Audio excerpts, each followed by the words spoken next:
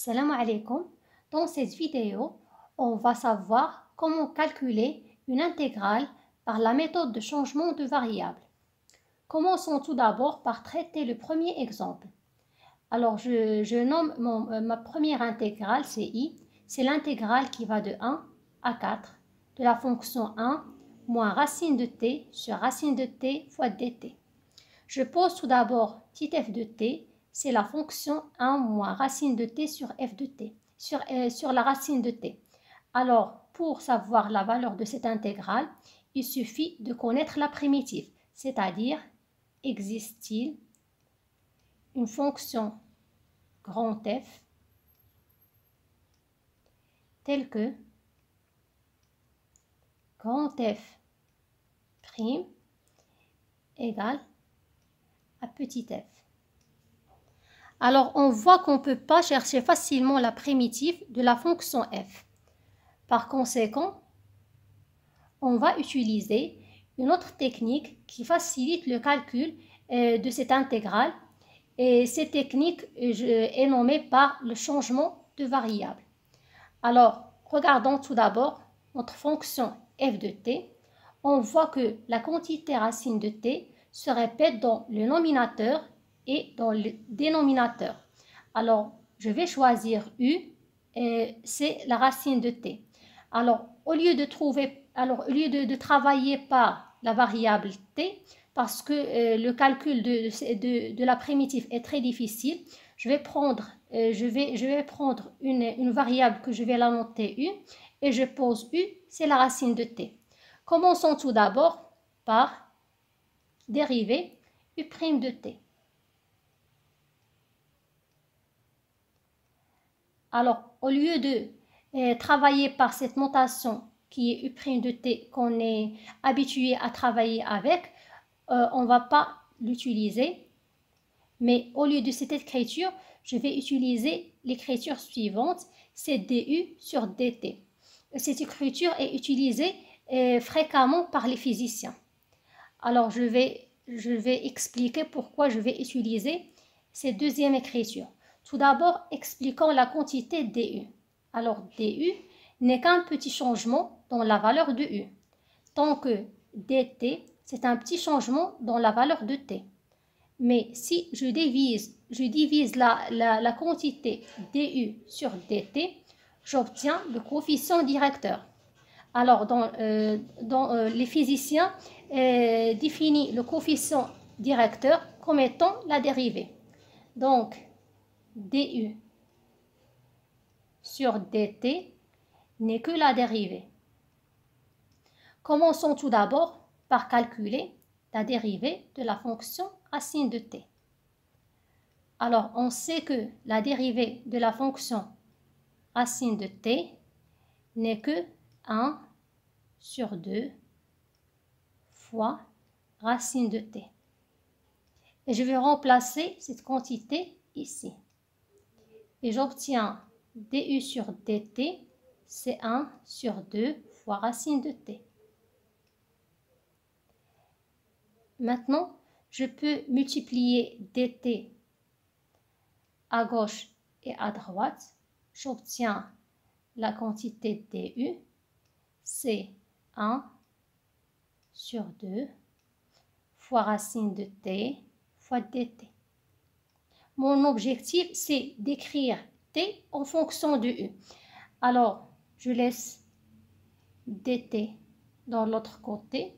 J'obtiens dt, c'est 2 fois la racine de t fois du. Ici, j'ai multiplié à gauche et à droite par 2 fois racine de t. Donc, j'ai dt n'est que 2 fois u fois du. Parce que cette quantité, j'ai posé dès le départ, c'est mon changement de variable, c'est u. Alors, comme vous le voyez, ici, j'ai écrit la variable t en fonction de la variable u.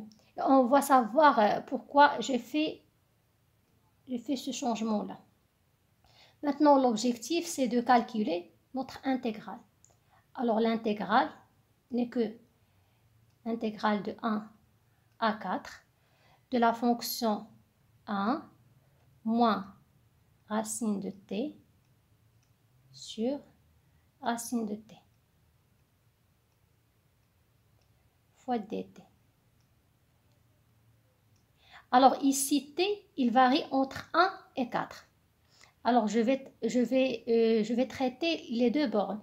Alors si t prend la valeur 1, alors la valeur de u, c'est la racine de 1 qui est égale à 1. Ici, parce que j'ai pris mon changement de variable, u égale racine de t. En premier temps, égale la racine de t. En premier temps, j'ai remplacé 1 dans la racine de t. J'obtiens que u égale à 1. Maintenant, je vais traiter le deuxième borne. Alors, si t égale à 4, alors u, la variable u, dans ce cas-là, c'est la racine de 4 et la racine de 4, c'est 2. Et maintenant, je vais remplacer dans mon intégrale. Alors, j'ai mon intégrale I, c'est l'intégrale qui va de 1 à 4 de 1 moins racine de t sur racine de t dt.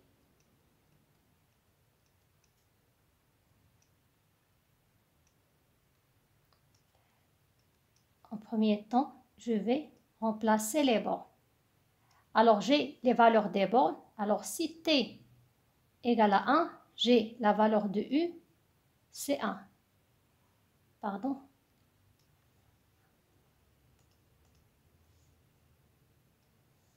Alors, ici, j'ai la valeur de u, c'est 1.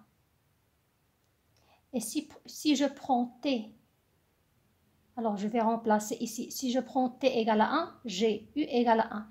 Si je prends t égale à 4, alors u va prendre la valeur 2. Et à la place de racine de t, je vais la remplacer par u.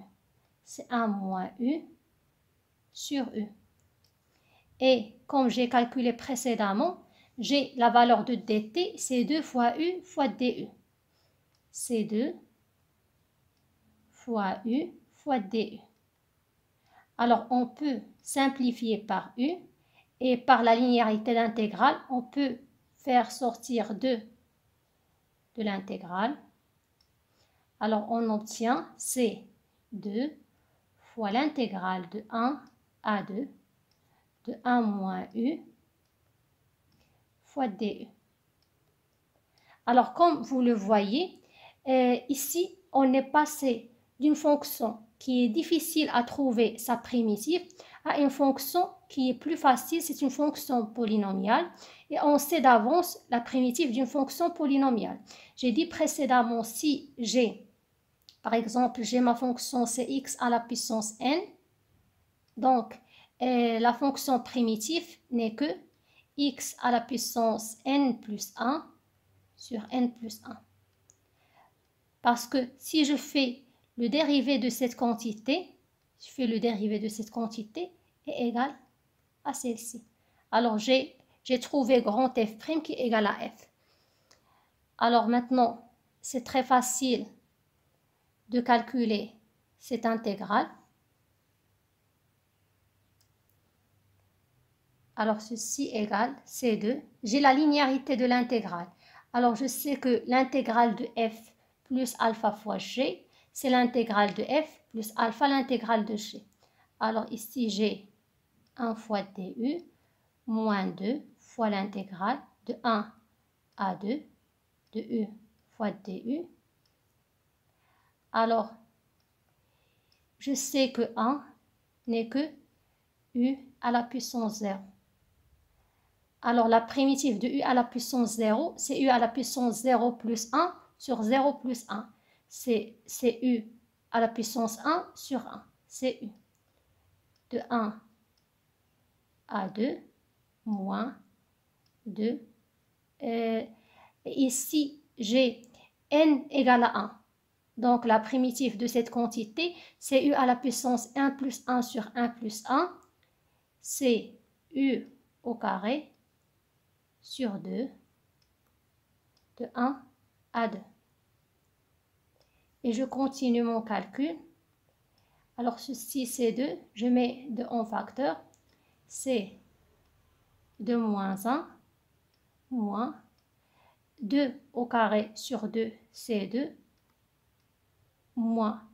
Ici, par exemple, non, je peux faire la chose suivante. Bien, je vais les laisser. C'est 2, c'est 4 sur 2, c'est 2, moins 1 demi. Alors, en simplifiant ce calcul, j'obtiens moins 1. Donc, la valeur de mon intégrale, c'est moins 1. Alors, à l'aide de la méthode de changement de variable, j'ai pu calculer mon intégrale facilement. Au lieu de travailler par une fonction qui est très compliquée, je tombé à une fonction qui est simple à calculer sa primitive, qui est une fonction polynomiale. Et à la prochaine.